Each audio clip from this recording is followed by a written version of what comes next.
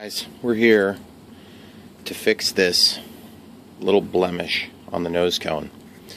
I'm sure you've had one before if you had a nose over like I did on this P-51, and you've wondered, how can I fix that? And there's a couple of different ways that work fairly nice to where that thing will be virtually invisible. One way that works really sharp is to take some CA and just buff it into the cracks and damaged area. So I'm using a non-foam safe CA. This is a medium gap filling. I'm going to get the nozzle cleared and I'll show you how I do it. Okay, so we have the nozzle cleared. And there's, like I said, there's more than one way to skin this cat. This is just one way I've found that works pretty decent. Another way that works really nice is to use heat if it's a deeper gouge, but it's a lot harder. So, okay, so the easiest way is just to start your product. Alright guys, we'll try this again. You start your product. Just get a pretty liberal amount there. And what you're going to do is take a cotton swab, and you're basically going to rotate the cotton swab so you have a fresh piece of cotton touching all the time. And now you're going to start moving it slowly in the direction of travel. Lick your finger. Lick your finger. Okay, and smooth it over. And you can see it's not perfect, but it's a little bit better. Now you can take and do just a little bit more CA. There's a pretty big gouge right there. And I'm going to let this work, switch to a fresh side. And you're just going to work this back and forth, rotating the cotton. Lick your finger and spread it. And it's not a perfect solution, but it does sometimes help to make it look a little bit better. The other thing is it's going to actually fill in that little teeny gap that you've created with the gouge into the asphalt or whatever it is that you crashed into.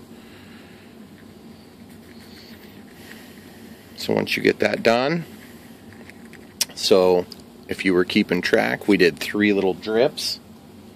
Then you can take sandpaper if you want to try to get a really nice finish, and you can try to sand it and just take that little bit off the top. And if you had a smoother sandpaper, it'd probably work a little bit easier for you. You just take that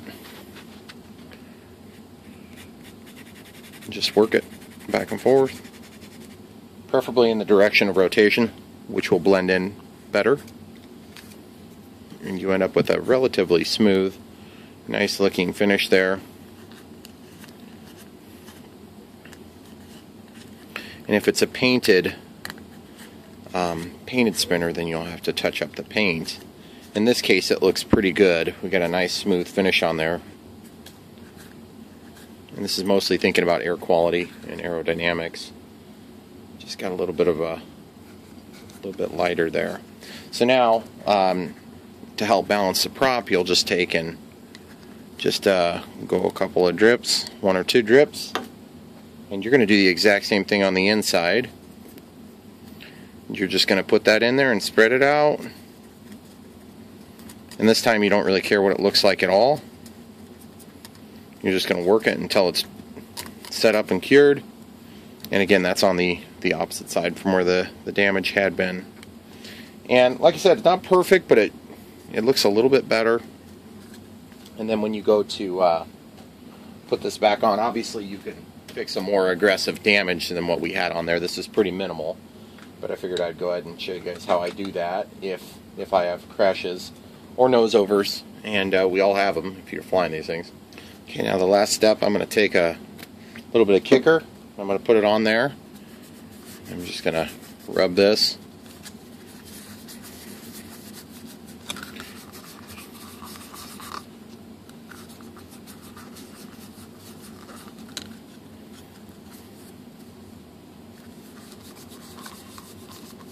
There's just something about the way these chemicals like to work together that it will virtually disappear. again, you're gonna see your big gouges and stuff, but it's nice and smooth now. And it looks good. And if you're looking that close at that spinning object, you're gonna be dizzy. So then we can go ahead and remount the nose cone. And once we get this mounted, we'll go ahead and spin it up to speed. And we'll show you guys what it looks like. And just let you hear for yourself as to whether or not you think we have any vibrations or anything like that. So we'll pause it and come right back. Alright guys, so we'll go ahead and throttle cuts off now. I'll give you a little bit of...